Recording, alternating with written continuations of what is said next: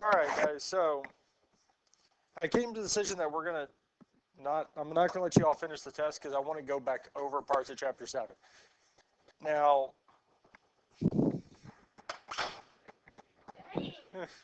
now the reason we're doing this is not because all the tests were terrible or y'all were doing really bad. I just feel like y'all could do a lot better on them, and a lot of the stuff that y'all are missing or struggling with, it was just like one or two main key things that if we go back over it, I think y'all will get it and better understand it and do a lot better on the test. Does that make sense? Now, if there's assignments you haven't gotten finished, go on and get those finished and get those turned in. I'll still take them, so go on and get those done. We will have 3 more assignments, one on addition, subtraction for these note sheets, one with multiplication, division, and one with solving. So we're going to go back over those 3. Because out of all the sections, the inverse variation and direct variation, y'all got those very well. Y'all did well on those. So we're not going to go back over that. So we're going to do addition, subtraction today. We'll finish up the note sheet tomorrow. Now, Monday, there is no school because parent-teacher conferences are Monday, so y'all don't have school. Tuesday, me and Miss Kendall aren't going to be here. There's a professional development over the new standards, the new math standards that are coming out we're going to go to. So we won't be here Tuesday. I will figure out if y'all are going to be in here or in the library, one of the two. And what I'm going to have you do Tuesday is if you're in here, they'll have your test. For those of you who took it, those of you who haven't, I still have a test with your name on it. And you're going to go through and watch the video. I have a video going through it so that you can see how the problems are worked and how you go about solving it, so to get a little more exposure with that there. I will make it a grade, so you're going to turn them in, follow along, turn them back in when you get finished with those, okay? And then the rest of the week, we'll be going through finishing solving with multiplication, division, and solving. Then we'll do another makeup review and test over this. And I think once we do this again, you'll better understand it, and you'll see it's not as hard as y'all were probably making it out to be, because a few things here and there. Any questions on this here? Now, what we're looking at today is addition and subtraction. Whenever we add or subtract 2 rational expressions, we need the denominators to be the same. We need them to be the exact same. That's the only way we can add or subtract 2 fractions. Like this here, we see that the 2 denominators are both x minus 5. And since the denominators are the same, we can add or subtract the numerators.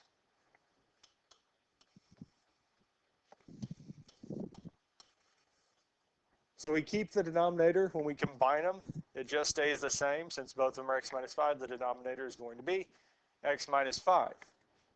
And what we can do now is we can add the numerators together. Now with addition, we really don't need to put parentheses around both the numerators when we add them, but it is helpful, especially with subtraction. Because with addition, it just ends up being 6 plus x plus 2.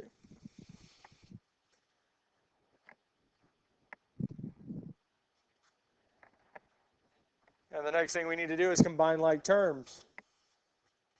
So the x doesn't have any like terms, so it just stays x. But our 6 and 2 are like terms, and they add together to be 8.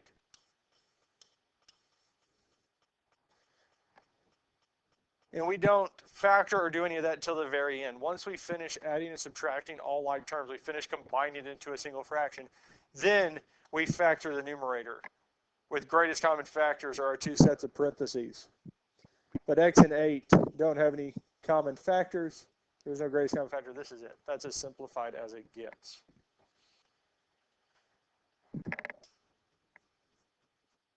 Any questions on this here? So again, whenever we're adding and subtracting, we want the denominators to be the same. Here, they are, so we add the numerators together, combine like terms, and simplify. Any other questions on this here?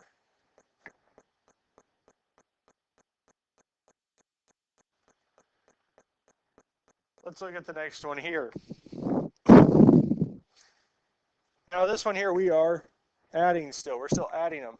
But the main thing is for us to be able to add or subtract, the denominators have to be the same. And here, the denominators are already the same. And actually, they are already factored. So we don't have to do anything to the denominators.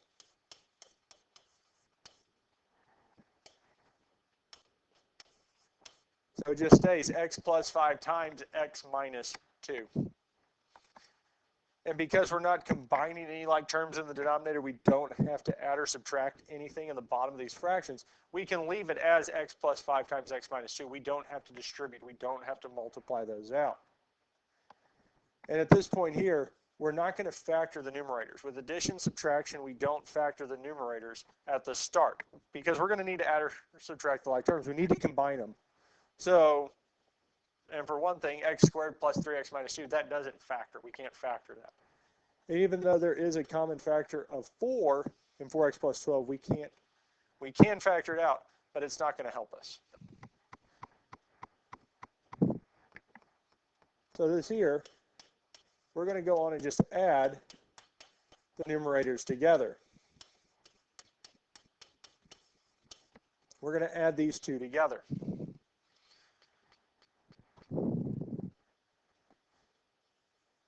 Now again, because this is addition, we don't necessarily need the parentheses because it's not going to change our signs.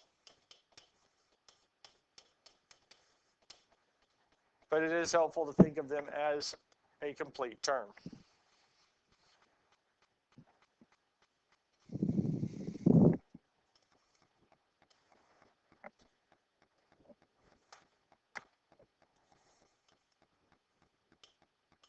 Any questions on this so far?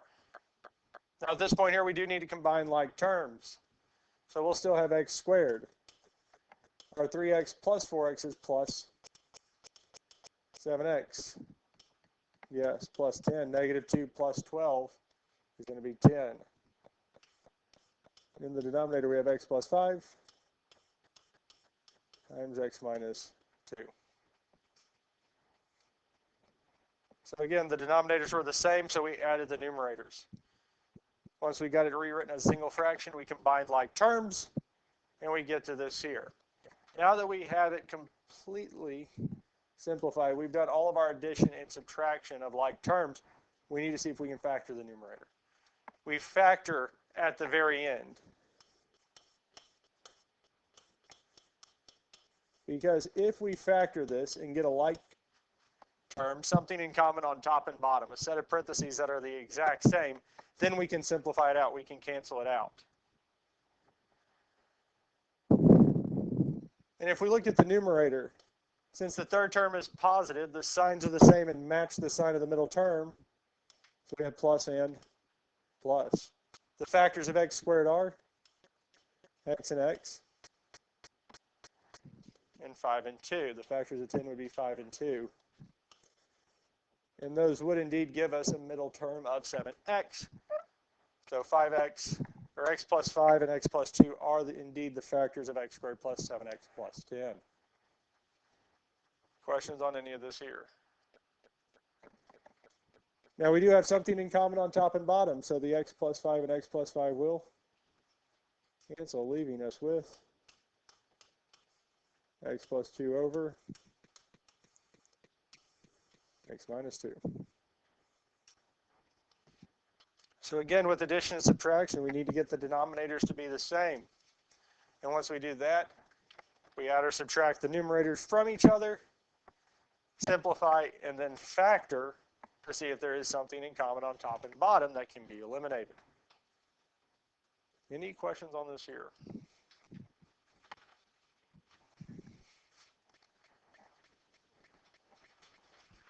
Let's look at the next one here. So this one here will be subtracting.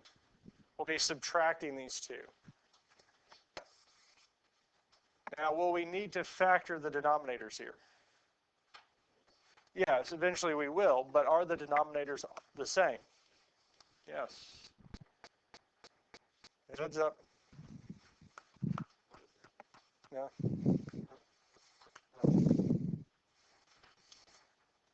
So we could factor at this point, but we don't necessarily have to. Because the main reason we factor is so that we can get the denominators to be the same. Here, they are already the same. So the main thing we're going to be doing for this here is subtracting the numerators. Our x squared minus 2x plus 3, and we're subtracting from it x squared minus 4x minus 5. We're subtracting these two from each other. Now with subtraction, it is helpful to write the parentheses in because that negative is being applied to the entire numerator of our second rational expression, the one it's in front of. Because we're saying we're subtracting x squared from our first numerator. We're subtracting negative 4x and we're subtracting 5. Now that's not going to affect the first set of terms, so x squared plus 2x plus 3 is still going to stay the same. But our x squared is now going to be negative x squared. Our negative 4x, negative and negative is going to make it plus 4x. And our negative 5 is going to become plus 5.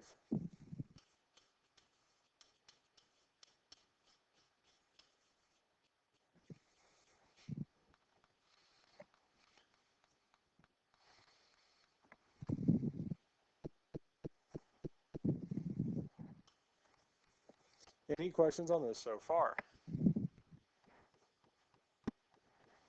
Now at this point here, we do need to combine like terms. Well, our x squared minus x squared is what? 0. X squared minus x squared is 0.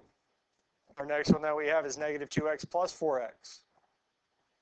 Or 4x minus 2x is 2x. And lastly, we have 3 plus 5 is, let's see,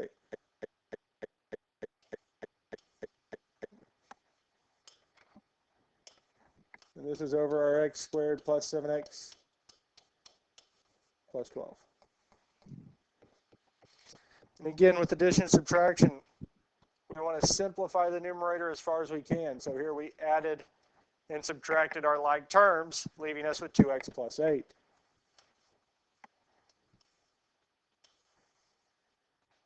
Now we need to see if we can simplify anything at all. The numerator, 2x plus 8. It has a greatest common factor of 2. And if we factor it out, we get x plus 4. If we divide it out of both terms,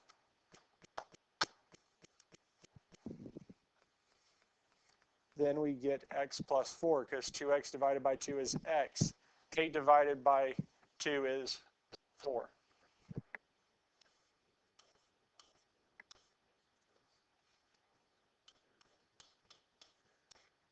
X plus 4 and x plus 3, yes.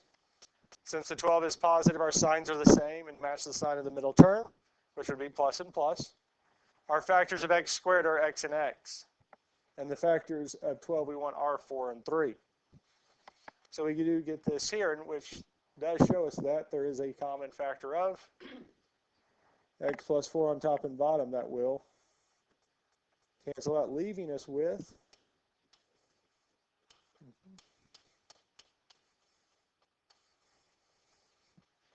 and that is it there. Questions on any of this here so far?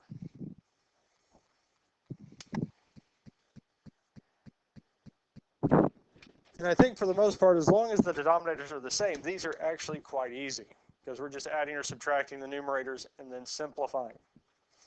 The ones that start getting a little more challenging are when we don't have like terms, we don't have like denominators.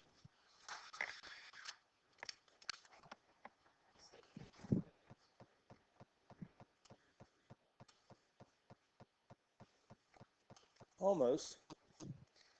So we look at this here. One denominator is x squared, one is 7x, yes? So we can look at the x's first. One of them, it has 2 of them. The other has 1. How many do we need for both of them to have? 2. Right. because the one on the left already has 2. The one on the right has 1. We need it to have, so we would multiply it by x over x. As we go up, we always try to increase the number or the terms so that they're the same on either side. Since one of them had 2 and the other had 1, we need both of them to have 2. So we will multiply the one on the right by x over x, which would give us x squared. So now the x's are the same, but what else do we have? 7. The one on the right has 7, so the one on the left is going to need a 7. So we multiply top and bottom by 7. And realistically, what is 7 over 7? What is 7 divided by 7? 1. So we're multiplying it by 1. X over x is 1. And really, for both of these fractions, we're just multiplying it by a fancy version of 1. So it's not changing it. It's not changing the value, because 2 times 7 is 14. 7 times x squared is 7x squared. Because that is still the exact same as 2 over x squared. On the other side, 3 times x is 3x. 7x times x is 7x squared. So we haven't changed the value of it, we just changed how it looks. And we've also made it so that the denominators are both 7x squared, which means we can subtract the numerators. And again, since there's only 1 each, we don't necessarily have to put parentheses around it, but we can if we want to. Any questions on how we got to this point here? Is there a greatest common factor between 14 and 3? We can't subtract them because they're not like terms. So this here is the final answer.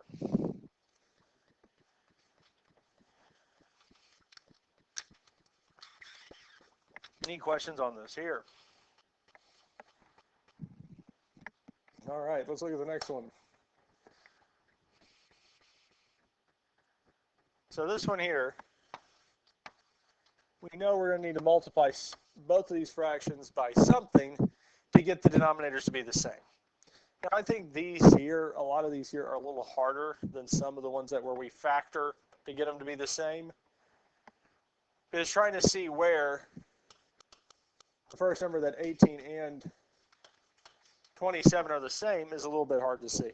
There's different ways we could go about it. One of them, we can use the graphing calculator, because if we hit math, go over one and down, it has LCD or LCM, least common denominator, least common multiple. We can put 2 numbers in and figure it out from there. The other way is we can take one of these numbers, 18, and list out all the multiples. So 18, add 18 to it, we get 36. If we add 18 again, we get 54. If we add 18 again, we get 72. We add it again, we get 90. If we do the same thing with 27, if we add 27 to 27, we get 54. So the first number that 27 and 18 we get is 54. Because if we multiply 18 by what? 1, 2, 3. 18 is now 54. 27, 1, 2. 27 times 2 is 54. 54 is the first number we can turn both 18 and 27 into being the same thing. So some of these here, just listing their multiples out is a easier way to be able to see what makes them be the same. Any questions on how we got the 18 and 27 to be the same? Now we need to look at the variables. So x is the first one we can look at. So we have x to the third and x squared. In one of them we have 3, and the other we have, so how many do we need in both? So the one on the right, we need to multiply it by x over x. Because the one on the left already has x to the third, so we'll stay true in the denominator. The one on the right, x squared times x is x to the third. Now they are the same. And lastly, the one on the right has y. The one on the left has y to the third. So how many y's do we need? One of them has 1, the other has 3. So the one on the left needs, yes, needs y squared. We need 2 more of them, which shows us that we have y to the third in both. Now, I didn't mention this on the previous ones, but if we're looking for the least common denominator or least common multiple for these here, what it is going to be 54 x to the third, y to the third. That's what the least common denominator, least common multiple for these two fractions would be. It's just what is the expression that we can turn both of them into. Well, the last thing we need to do is multiply our numerators. So we're going to do 3y squared times 1, which is 3y squared.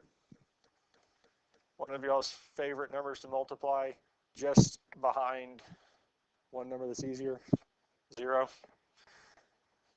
Now we need to multiply the other one. 5 times 2x is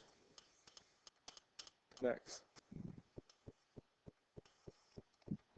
Now we can add our numerators together. We'd have 3y squared plus 10x over 54, x to the third, y to the third. Can we add 3y squared and 10x?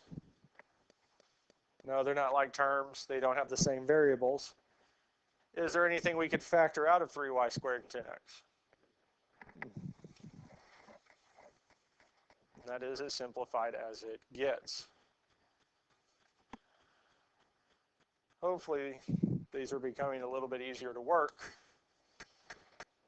than they were the first time around. Any other questions on any of this here so far?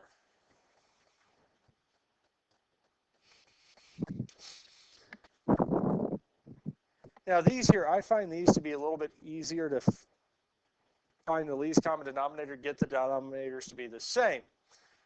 Mainly because x plus 3 is a term. It's one whole term. X is one whole term. And we can easily look at both of them and see what does one need to be multiplied by, what does the other one need to be multiplied. Because the one on the left has an x by itself. The one on the right does not. So we need to multiply the one on the right by x over x. The one on the left does have an x, but it does not have an x plus 3.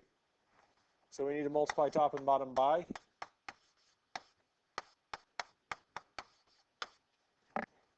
x plus 3 over x plus 3. Any questions on this here?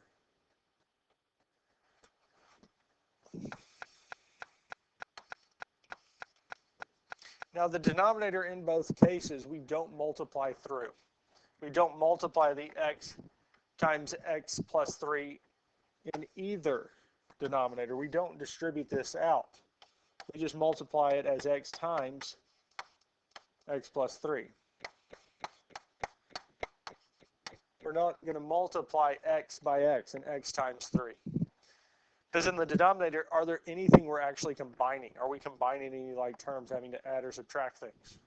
No. Because now that the denominators are the same, we're going to subtract the numerators. There's no reason to multiply it through. Because even if we did, if we're simplifying, if there's something in common, on top and bottom, we need the denominator in factored form. So if we didn't multiply it together, we'd have to factor it right back out. Now the numerator, on the other hand, as we've seen, we have to combine like terms if there are any. And to be able to see the like terms, we have to distribute this through. We have to multiply the 5 by x, which gives us 5x. We have to multiply the 5 by 3, which gives us plus 15. On the other side, we have to multiply x by 7y, which gives us 7xy.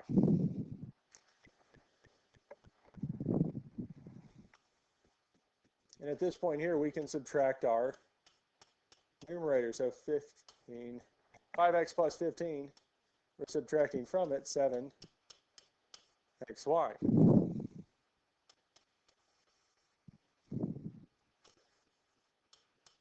So the first one, our 5x plus 15, is going to stay 5x plus 15. There's no negative in front of it. But we do apply the negative to our 7xy, giving us negative 7xy.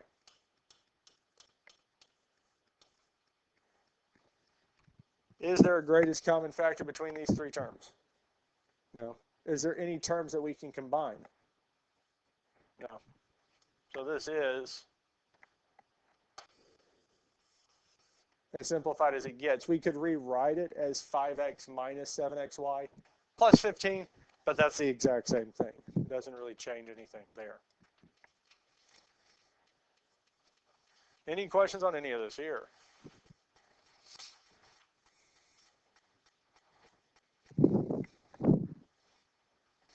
Be ready for the next one.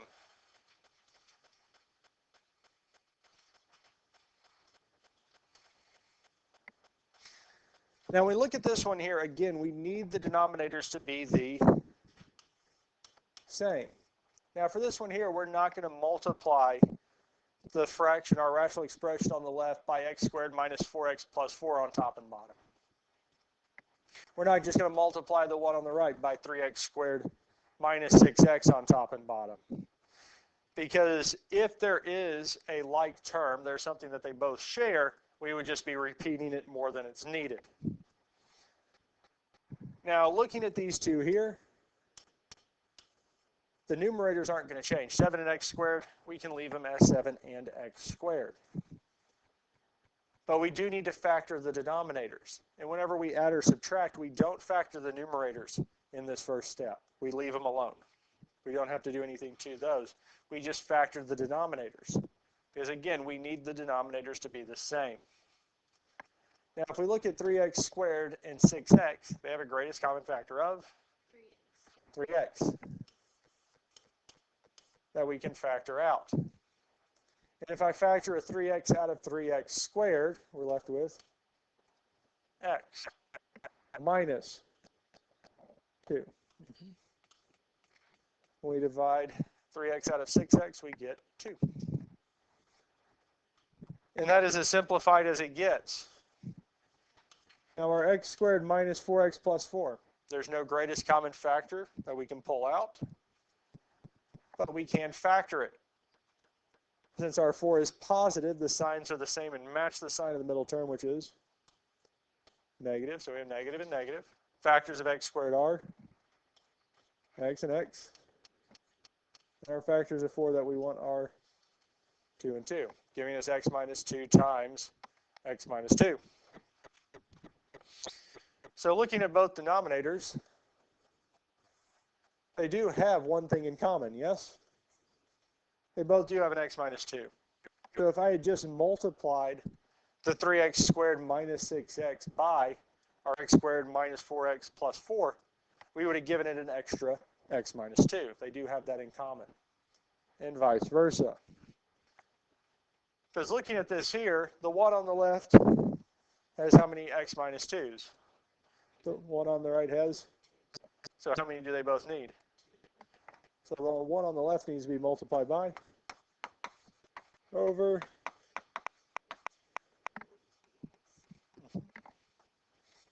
yes.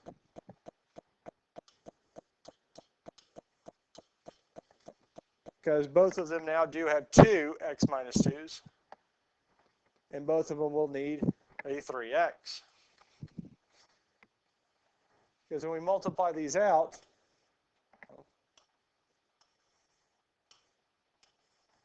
the denominators for both will be 3x times x minus 2 times x minus 2. The other denominator is going to be 3x times x minus 2 times x minus 2. And again, we don't distribute through the denominators because We're not having to combine any terms, but we do have to do that for the numerator. So we're going to multiply x minus 2 by 7. 7 times x is 7x. 7 times negative 2 is negative 14. Over here, we're doing 3x times x squared.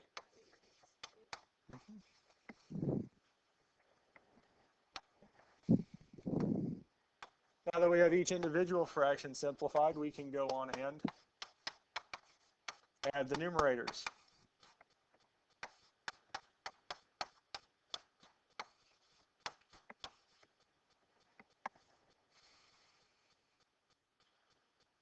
And we get this here. Now we could write it in standard form if we want, which is going to be 3x cubed plus 7x minus 14.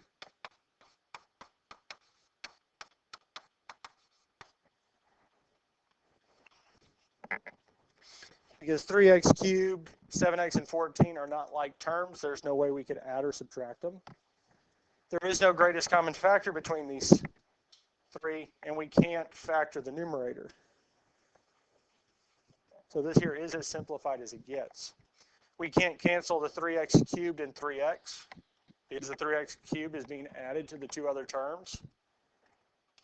So this is considered one single expression. It's stuck together. We can't just cross things out. Any questions on any of this here? All right.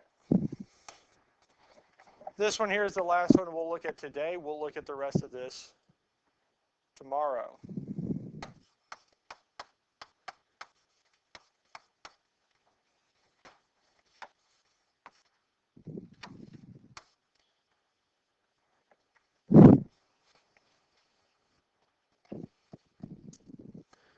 So if we're going to get the denominators to be the same, what are they both going to need?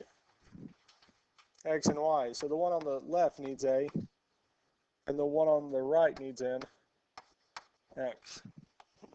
I don't think we'd ever actually want to say that you needed an X, but there you have it. Because that's the main goal, is to get the denominators the same, because once we have them the same, we can add the numerators together. And in both cases, the denominator is going to be x times y. Here, we're going to multiply the 7 by y, giving us 7y, 3x. Now, luckily, with addition, we can just add these together, giving us 3x plus 7y. And that's as simplified as it gets. Any questions over any of this here? So we'll finish this up tomorrow, and then you'll have the rest of the time in class to work on the assignment.